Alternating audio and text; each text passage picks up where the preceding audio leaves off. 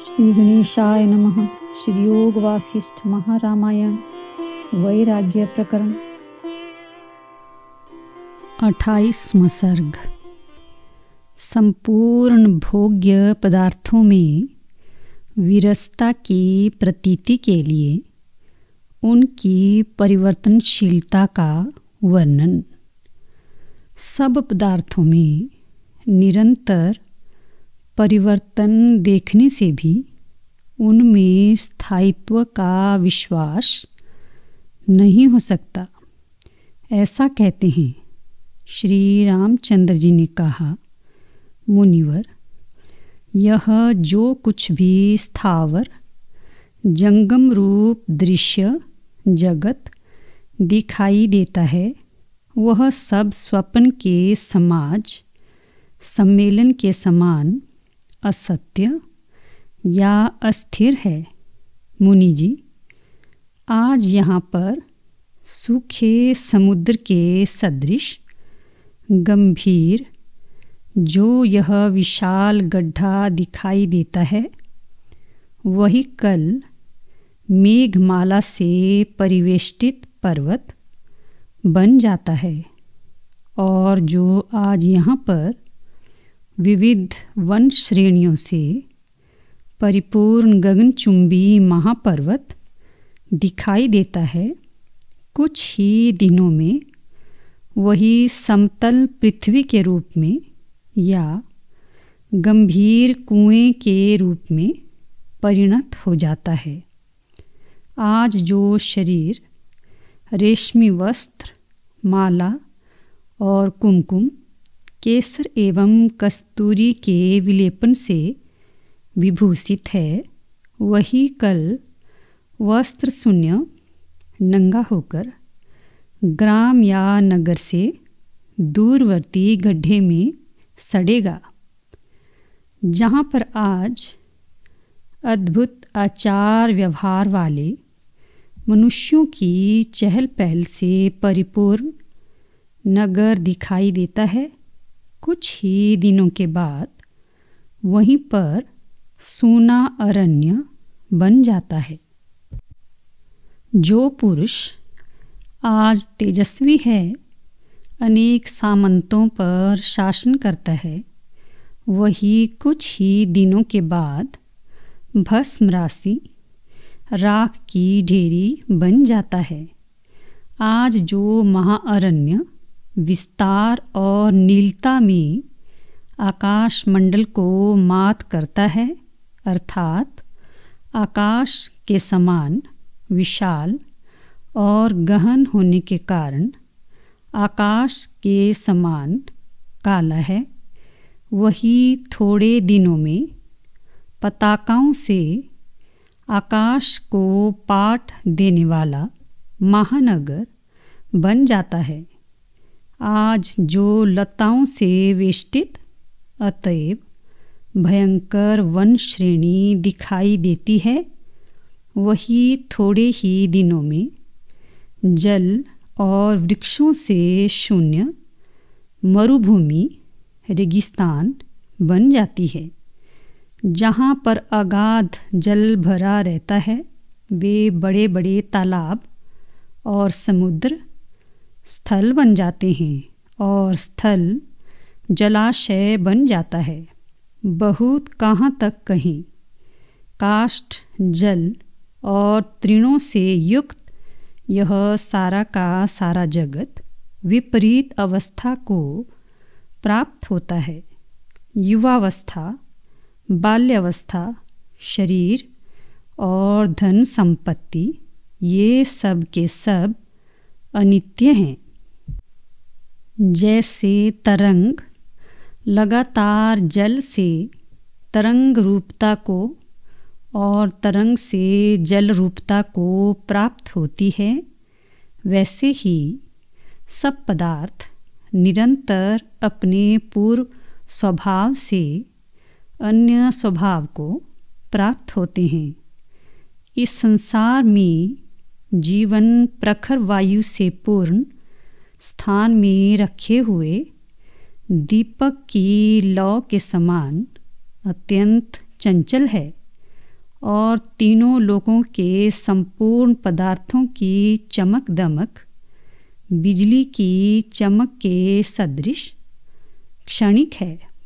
जैसे भंडार घर में पुनः पुनः भरने पर भी धान, गेहूं आदि अन्नों की राशि प्रतिदिन के व्यय से रिक्त हो जाती है, या खेत में बोई गई और पानी से सींची जाती हुई धान्य राशि अंकुर और पौधे के रूप से विपरीत अवस्था को प्राप्त होती है, वैसे ही ये विविध पदार्थ विपरीत अवस्था अर्थात परिवर्तन को प्राप्त होते हैं। अतिशय आडंबर से शोभित होने वाली संसार रचना अत्यंत कौशलपूर्ण नटी के समान है। यह नर्तक के आवेश में नटी के समान अपना अतिशय नृत्य कौशल प्रकट करने के लिए अंग परिवर्तन द्वारा पद पद में भ्रम उत्पन्न करती है। मन रूपी वायु से परिचालित जीव रूप धूलि ही इस संसार रचना रूपी नर्तकी के वस्त्र हैं, और प्राणियों को नरक में गिराना, स्वर्ग में पहुंचाना और पुनः इसी लोक में वापस लाना ही इसके उत्तम अभिनय हैं। उनसे यह विभूषित है।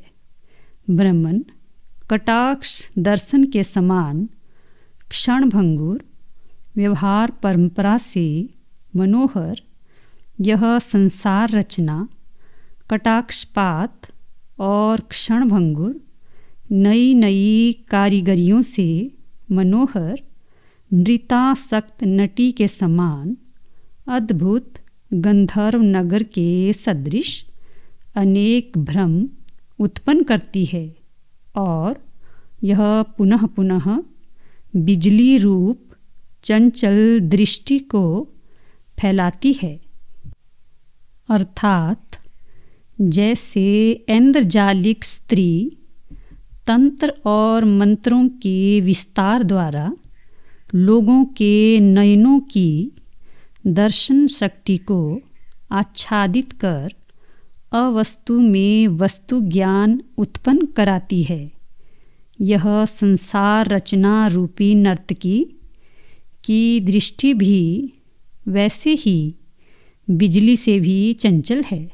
अतएव यह नृतासक्त संसार रचना नृतासक्त नटी के समान है, इसमें कुछ भी संदेह नहीं है।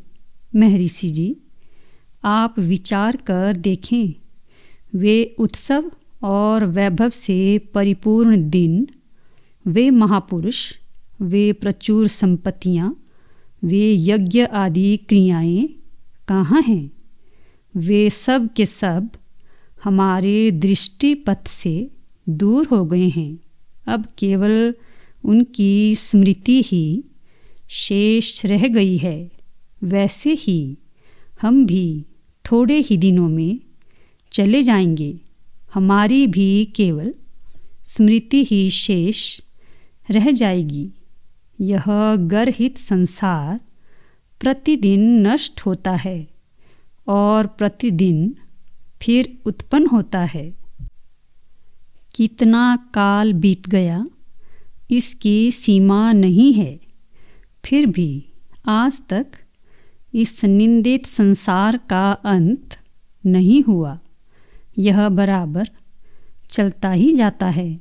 मनुष्य पशु आदि योनि को प्राप्त होते हैं, पशु आदि मनुष्य जन्म को प्राप्त होते हैं, और देवता देव भिन्न योनियों में जन्म लेते हैं।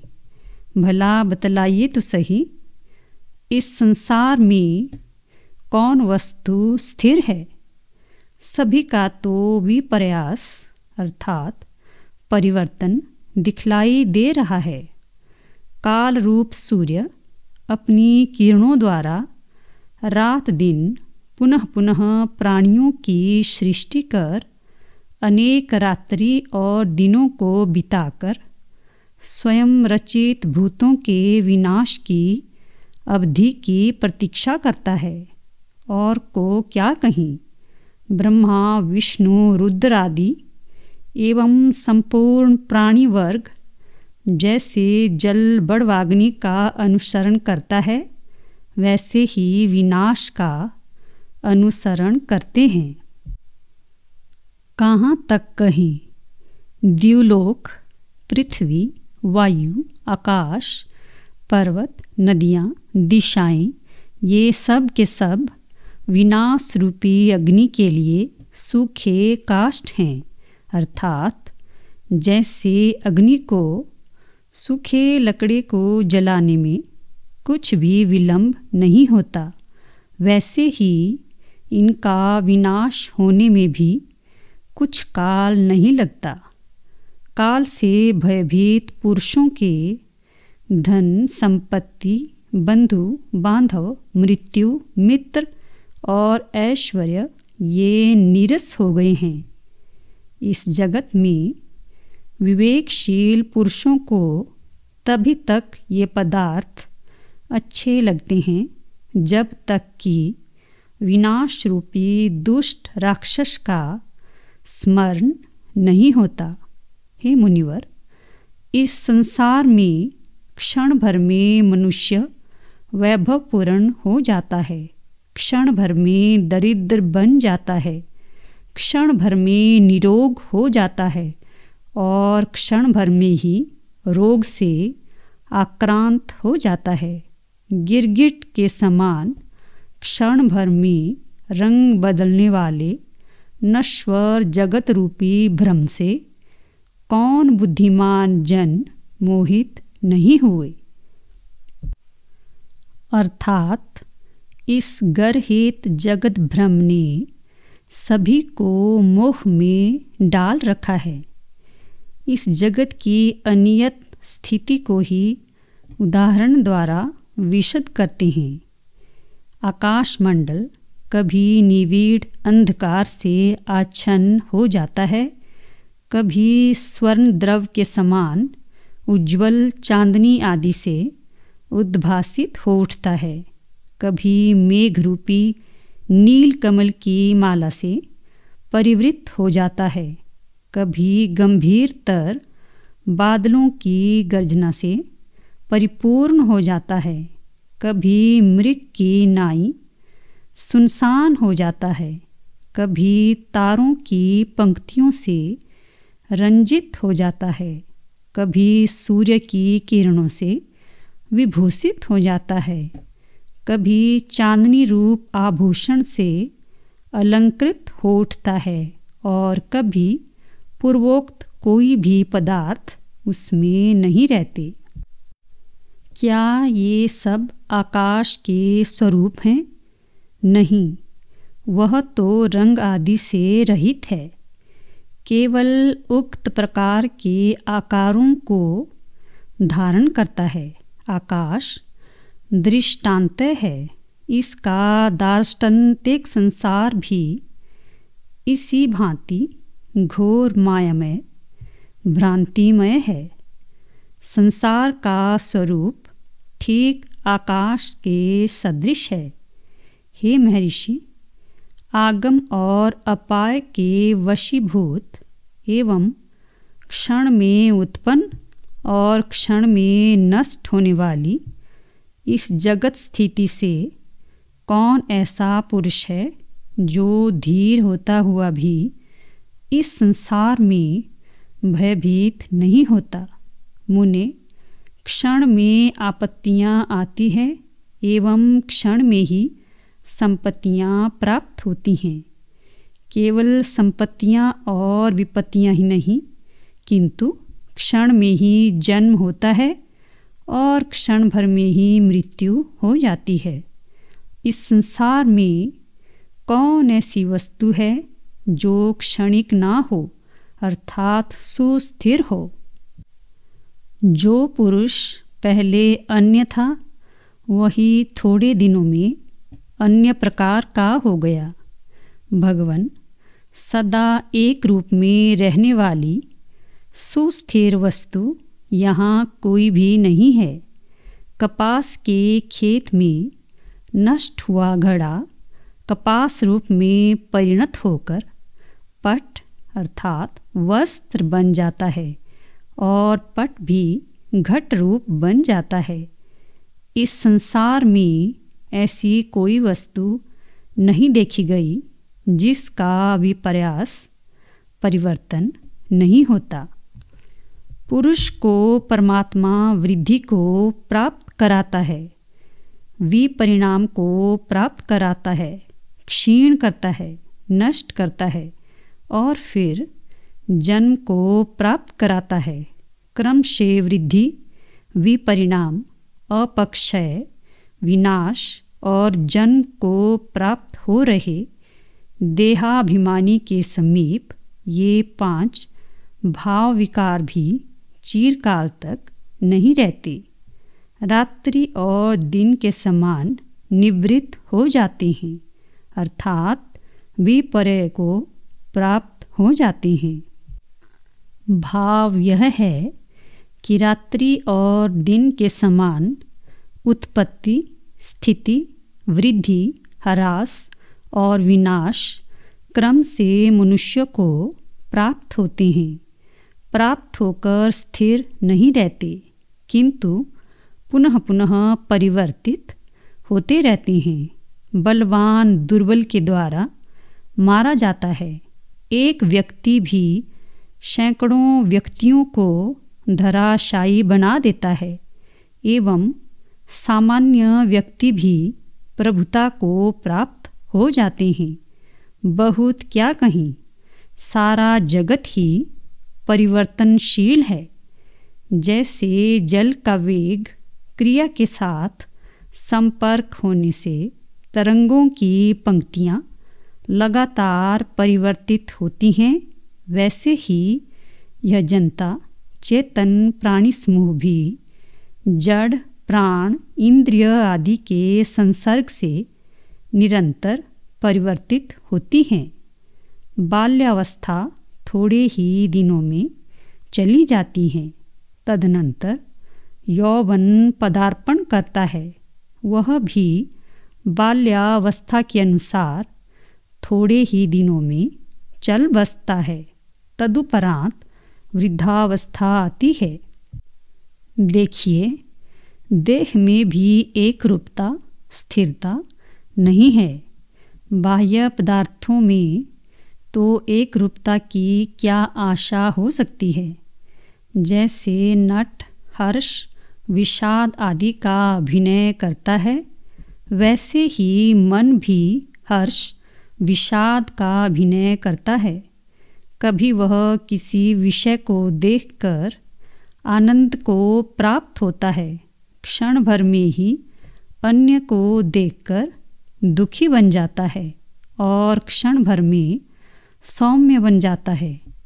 जैसे बालक खेल क्रीड़ा में कभी कुछ वस्तु बनाता हुआ थकता नहीं, वैसे ही यह विधाता भी इधर दूसरी, उधर दूसरी और उधर दूसरी वस्तु को बनाता हुआ खेद को प्राप्त नहीं होता, कभी थकता नहीं।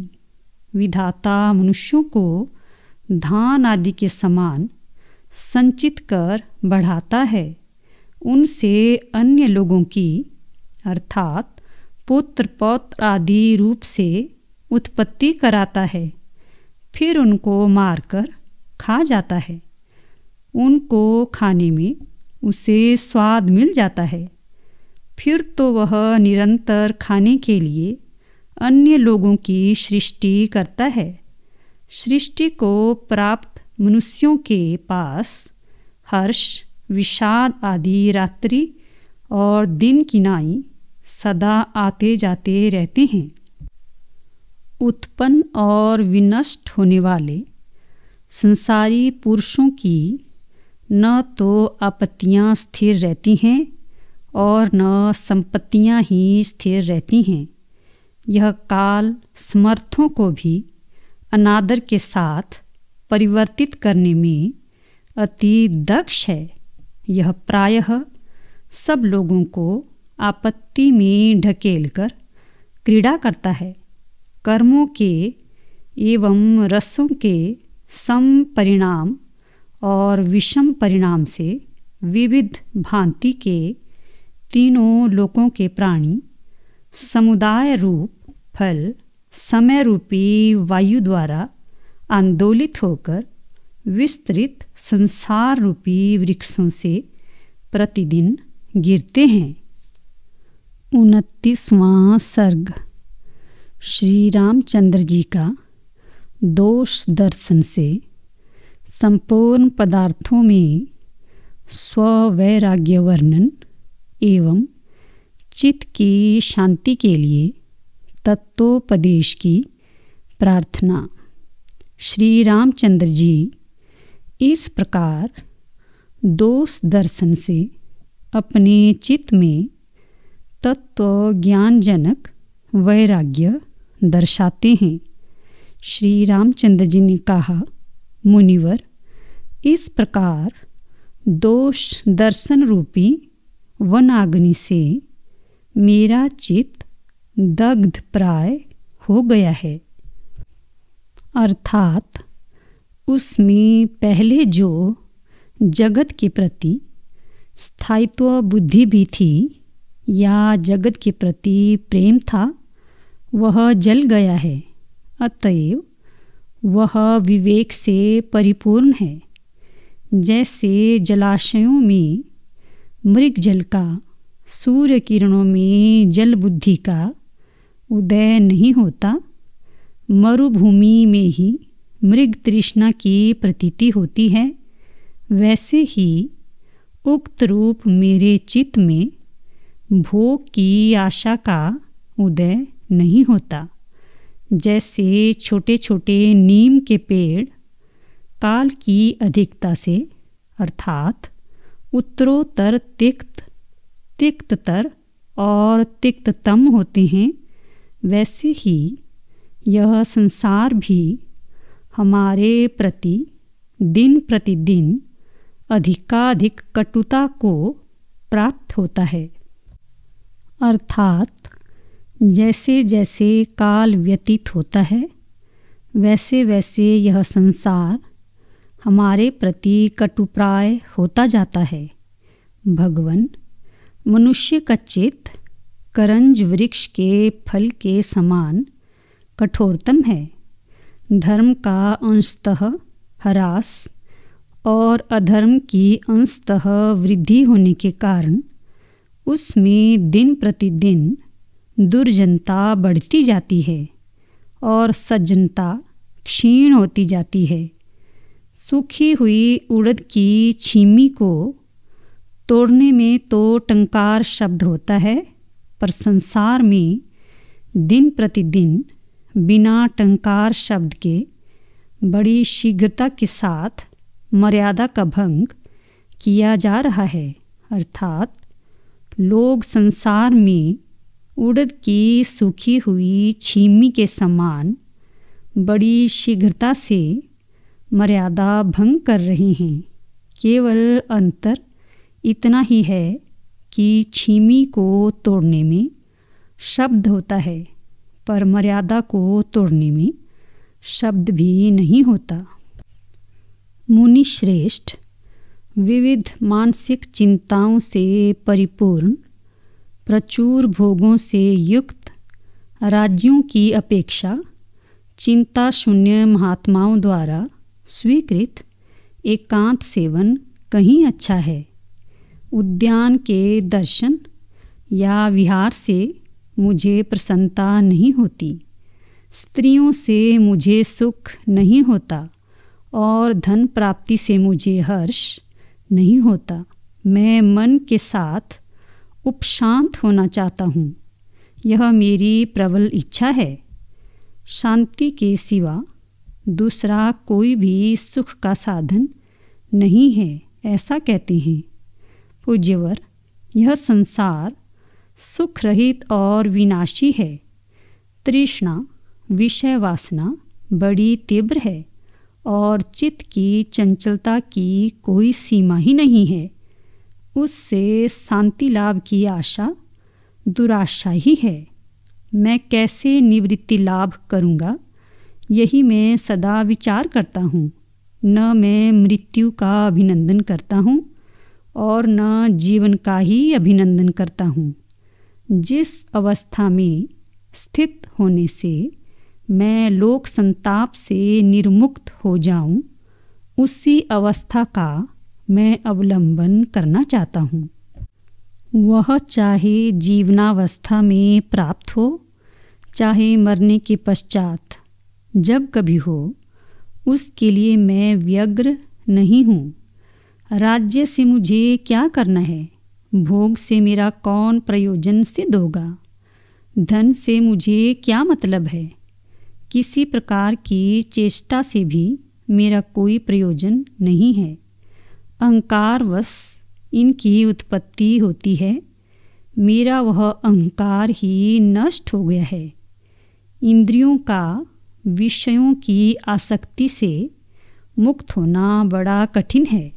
अतएव इंद्रियां ठहरी, कभी न सुलझने वाली दृढ़ ग्रंथियाँ, उन ग्रंथियों द्वारा जन्म की पंक्ति रूपी चमड़े की रस्सी में बांधे गए जीवों में से जो लोग उससे छुटकारा पाने के लिए यत्न करते हैं, वे ही श्रेष्ठ पुरुष हैं।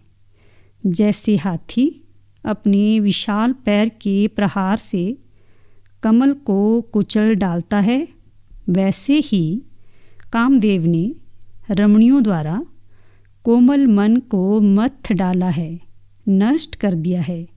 मुनीश्वर, यदि इस बाल्यावस्था में निर्मल बुद्धि से चित्त की चिकित्सा नहीं की गई, तो फिर चित्त की चिकित्सा का अवसर कब आएगा?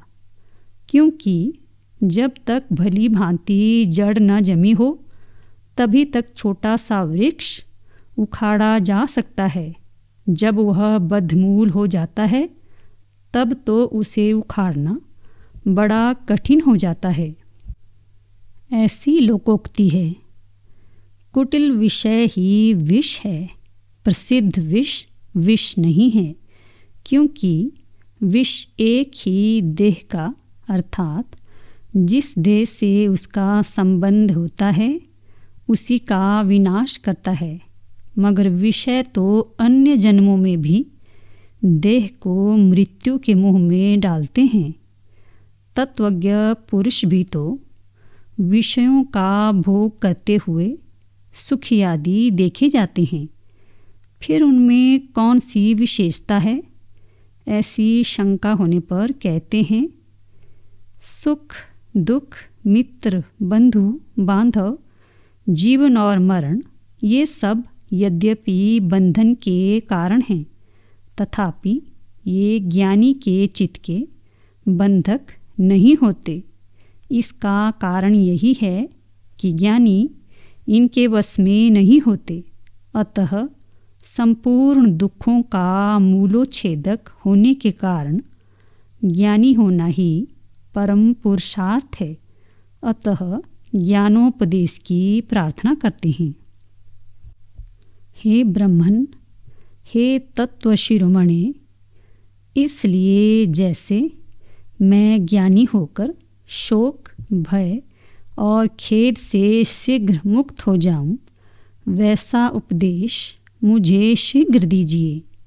शीघ्र उपदेश देने के लिए अपने में अतिशय दुख की असहिष्णुता और वैराग्य में उत्कंठा दिखलाते हैं।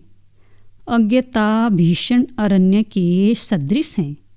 जैसे अरण्य में मृगों को फंसाने के लिए जाल बिछे रहते हैं, चारों ओर कांटे बिखरे रहते हैं, जगह जगह ऊंची नीची भूमि रहती है, वैसे ही अज्ञता भी विषय वासना रूपी जालों से परिवेष्टित है, दुख रूपी कंटकों से आकीर्ण है और संपत्ति विपत्ति से या स्वर्ग नरक परंपरा से पूर्ण है, इसलिए उससे मैं शीघ्र मुक्त होना चाहता हूँ। मुनिवर, यदि कोई मुझे आरे से चीरे तो मैं आरे के दांतों की रगड़ सहने के लिए समर्थ हूँ, लेकिन सांसारिक व्यवहार से उत्पन्न एवं आशा और विषयों से हुए संघर्ष को मैं सहने के लिए समर्थ नहीं हूँ।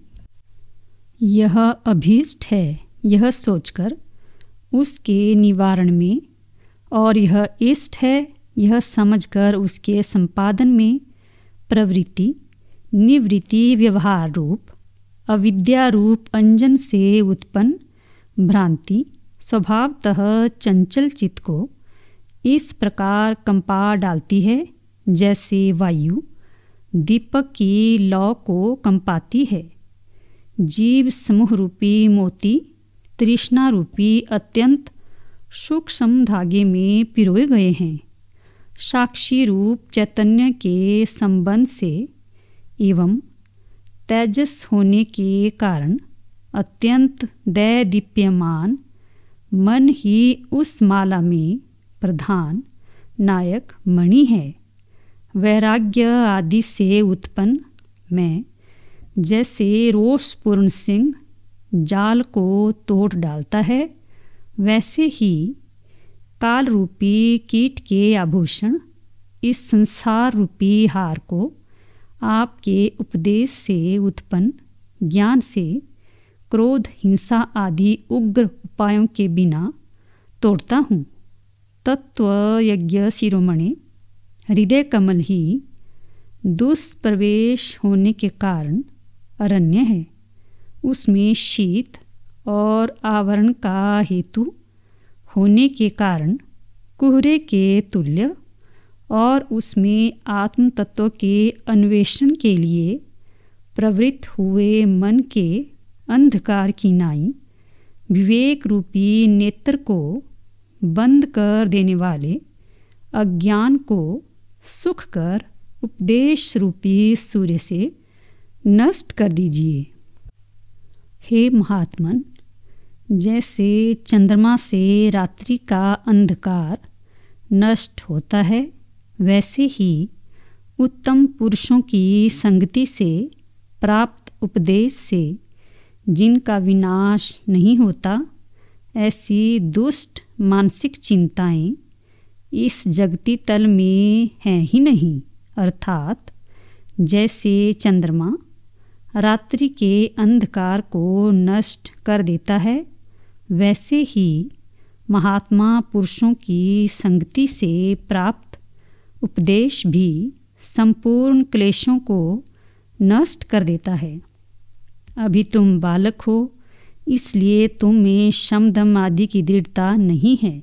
यदि तुम्हें हमने तत्व ज्ञान का उपदेश दे भी दिया तो वह फलीभूत नहीं होगा। ऐसी शंका की निवृत्ति के लिए श्री रामचंद्र जी अपने में शम आदि की दृढ़ता दिखलाते हैं। आयु वायु से टकराए हुए मेघों के समूह से टपक रहे जल के समान भंगुर है।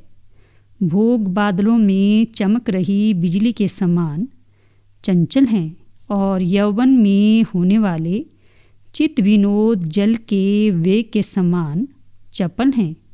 ऐसा शीघ्र विचार कर, अर्थात आयु भोग यौवन आदि में तृष्णा चंचलता आदि दोषों से दुख नाश आदि अनर्थ जानकर उनका त्याग कर, मैंने इस बाल्यावस्था में भी संपूर्ण दोषों से रहित शांति के लिए अपने हृदय के विषय में अटल अधिकार की मोहर दे रखी है। भाव यह है कि जैसे राजा अधिकार लोलुप बहुत से व्यक्तियों में से, जिनसे लोभ कायरता आदि दोषों के कारण राज्य में प्रजापीड़न शत्रु द्वारा आक्रमण आदि की आशंका होती है, उन्हें छोड़कर किसी एक गुणवान और शक्तिशाली व्यक्ति को अधिकार मुद्रा सौंपता है, वैसे ही मैंने भी पूर्वोक्त प्रकार से समर्थ शांति के लिए अपने चित्त के विषय में दृढ़ अधिकार मुद्रा दे रखी है। 30वां सर्ग। अपने चित्त का उद्वेग दर्शा रहे श्री रामचंद्र जी द्वारा उसके निराश एवं शांति के लिए उपदेश की प्रार्थना। हेतुओं द्वारा अपने चित्त की उद्विग्नता का विस्तार पूर्वक वर्णन कर रहे श्री रामचंद्र जी चित्त विश्रांति के हेतुभूत उपदेश की प्रार्थना करते हैं। उक्त रीति से सैकड़ों अनर्थों से परिपूर्ण संसार रूपी अंधे कुएं के छिद्र में संपूर्ण प्राणियों को मग्न देखकर मेरा मन चिंता रूपी कीचड़ में फंस गया है। मेरा मन घूम सा रहा है और मुझे भय भी हो रहा है। अतएव मेरे अंग प्रत्यंग पुराने वृक्ष के पत्तों की नाई काँप रहे हैं। जैसे निर्जन अरण्य में रहने वाली दुर्बल भर्तृका मुग्धा नारी पद पद में भयभीत और शंकित रहती है, वैसे ही उत्कृष्ट संतोषदायक धैर्य रूपी माँ की गोद न मिलने के कारण व्याकुल हुई मेरी बाल बुद्धि भी इस संसार में पद पद में भयभीत और सशंक हो रही है।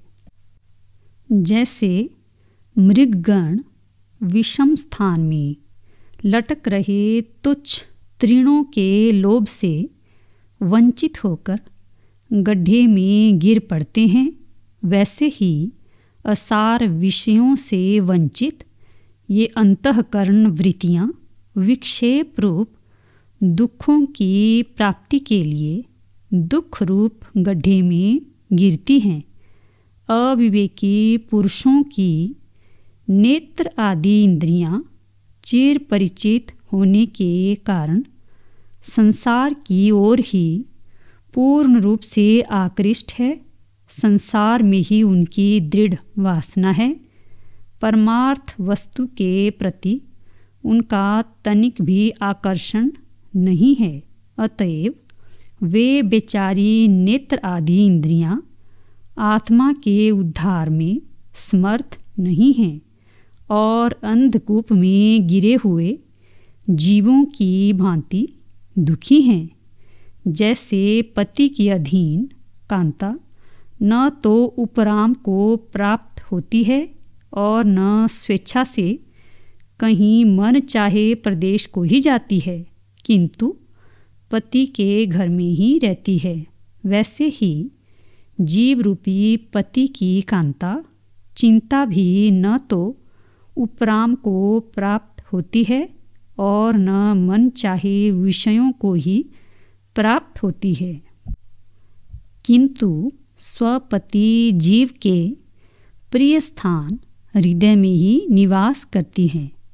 जैसे मार्गशीर्ष मास के अंत में लताएं तुषार गिरने के कारण जीर्ण पत्तों को गिरा देती हैं, कुछ हरे पत्तों को धारण भी करती हैं, वैसे ही विवेक से विषयों को तुच्छ समझकर उनका त्याग कर रही और रस के राग के शेष रहने के कारण कुछ विषयों को धारण कर रही मेरी धृति संकट को प्राप्त हो गई है। क्लेशदायिनी अपनी उसी अंतरालावस्था का वर्णन करते हैं। मेरी उक्त चित्त की अस्थिरता सांसारिक और पारमार्थिक संपूर्ण सुखों को गंवाकर स्थित है, क्योंकि संसार स्थिति आत्मा के विवेक मात्र से अर्थ बोध होने के कारण मुझे आधा छोड़कर आधा पकड़े हुए हैं। अर्थात न तो मैं पूर्ण ज्ञानी ही हूँ और न पूरा अज्ञानी ही। इसलिए अंतराल में स्थित मुझे न ऐहिक सुख ही प्राप्त है और न पारमार्थिक ही। जैसे कटे हुए वृक्ष के ठूंठ द्वारा अंधकार में सत्य कोटि और असत्य कोटि रूप यह ठूंठ है या चोर है, इस प्रकार स्थिरत्व और अस्थिरत्व प्रकार के संशय से लोगों की बुद्धि वंचित भ्रमित होती है, वैसे ही आत्म तत्व के निश्चय से रहित, आत्म तत्व निश्चय में संदेह युक्त मेरी बुद्धि भी यह तत्व है या यह तत्व है, इस प्रकार के संदेह से वंचित हो रही है। जैसे देवता विविध भोग सामग्रियों से परिपूर्ण भुवनों में विहार करने वाले एवं शीघ्रगामी अपने विमान का परित्याग नहीं करते, वैसे ही स्वभावतः चंचल नाना भोग सामग्रियों से परिपूर्ण भुवनों में परिभ्रमण से अधिक चपलता को प्राप्त मेरा मन भी चंचलता को नहीं छोड़ता है। मैं उसे जबरदस्ती रोकना चाहता हूँ, पर तत्वज्ञान न होने के कारण मैं ऐसा नहीं कर सकता हूँ। इसलिए हे मुनिनायक, परमार्थ सत्य जन्म मरण आदि दुखों से शून्य, देहादि उपाधि से विरहित, भ्रम से रहित वह विश्रांति स्थान कौन है जिसे प्राप्त कर शोक नहीं होता। हमारे ही समान दृष्ट और अदृष्ट रूप फलदायक संपूर्ण कर्मों के अनुष्ठाता एवं लौकिक व्यवहार में तत्पर जनकादि महापुरुष कैसे उत्तम पद को प्राप्त हुए। हे महामुनि, इस संसार में वह कौन सा उपाय है जिससे कि संसार रूपी पंख अर्थात पुण्य पाप रूपी पंख का या शोक मोह रूप पंख का अनेक बार शरीर से संपर्क होने पर भी मनुष्य उससे लिप्त नहीं होता। महामहिमाशाली वीतराग एवं जीवन मुक्त आप लोग किस दृष्टि का अवलंबन कर इस संसार में विचरते हैं? प्राणियों को भयभीत करने के लिए लुभा रहे नश्वर विषय सर्पों के सदृश हैं। भला वे कल्याणकारी कैसे हो सकते हैं? मोह रूपी हाथी द्वारा विलोड़ित काम आदि रूपी कीचड़ और सेवाल से व्याप्त प्रज्ञा रूपी तालाब किस प्रकार अत्यंत निर्मलता को प्राप्त हो। जैसे कमल के पत्ते से जल का संपर्क नहीं होता, वैसे ही संसार प्रवाह में व्यवहार करने पर भी पुरुष बंधन को प्राप्त न हो। इसका क्या उपाय है? इस संपूर्ण दृश्य प्रपंच को तत्व दृष्टि से आत्मा के समान और बाह्य दृष्टि से तृण के समान देख रहे एवं कामादि वृत्तियों का स्पर्श न कर रहे पुरुष कैसे श्रेष्ठता को प्राप्त होते हैं? जिसने अज्ञान रूपी महासागर पार कर लिया है, ऐसे किस महापुरुष के चरित्र का स्मरण पूर्वक आचरण कर मनुष्य दुखी नहीं होता। अविनाशी होने के कारण प्राप्त करने के योग्य मोक्ष क्या है और कर्म उपासना आदि का उचित फल क्या है? भला बतलाइए तो सही, इस विषम संसार में कैसे व्यवहार करना चाहिए? प्रभो, मुझे तत्व का उपदेश दीजिए, जिससे मैं अव्यवस्थित ब्रह्मा की कृति, जगत की पूर्वापर वस्तु जानूं, अर्थात जगत के आदि और अंत में अवशिष्ट रहने वाला पारमार्थिक तत्व जानूं।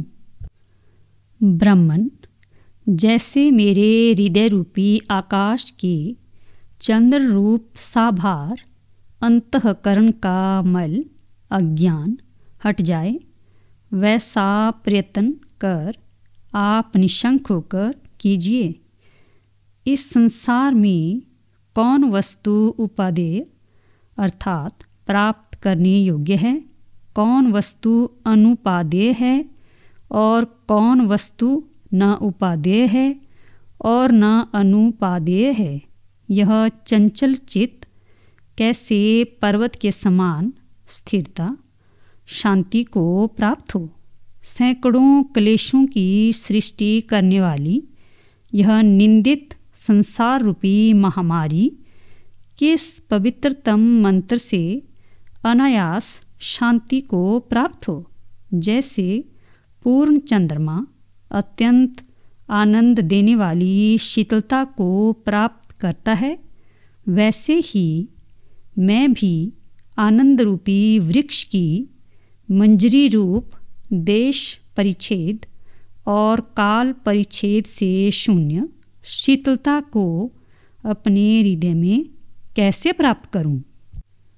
भगवन आप तत्वज्ञ और सज्जन शिरोमणि हैं, इसलिए अपने में पूर्णता को प्राप्त कर पूर्ण हुआ मैं जैसे इस लोक में फिर शोक को प्राप्त न हूँ, वैसा आप मुझे उपदेश दीजिए। महात्मन जैसे वन में कुत्ते स्वल्प बल से युक्त जीवों की, क्षुद्र प्राणियों की देह को अति पीड़ित करते हैं, वैसे ही विविध संशय सर्वोत्कृष्ट आनंदमय ब्रह्म पद में आत्यंतिक स्थिरता से रहित पुरुष को सदा अति पीड़ित करते हैं।